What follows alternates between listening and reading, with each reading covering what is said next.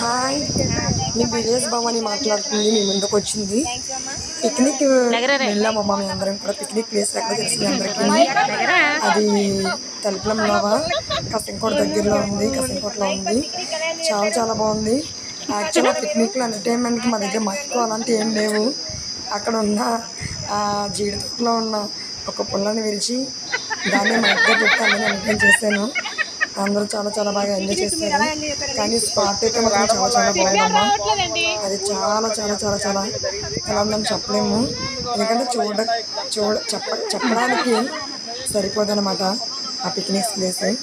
చాలా చాలా బాగుంది.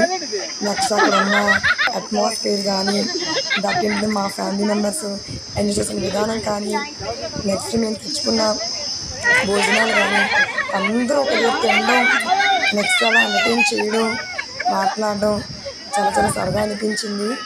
మీరు ఎలా మీ ఫ్యామిలీతో ఎంజాయ్ చేయండి. చాలా బాగుంటుంది. ఎందుకంటే పిల్లల్ని మనం వాళ్ళకి ఇప్పటి నుంచి అన్యోన్యతగా ఉండడం, కుటుంబంలో ప్రతి ఒక్కరికి ఒక సంబంధ బాంధవ్యం అంటే ఫ్యామిలీతో పెంచుకోవాలంటే ఇవన్నీ కూడా చాలా చాలా అవసరం. కానీ ప్రతి ఒక్కరు కూడా ఎంజాయ్ చేయండి. చాలా బాగుంటుంది. ఇందులో డ్యాన్సులు లేవు.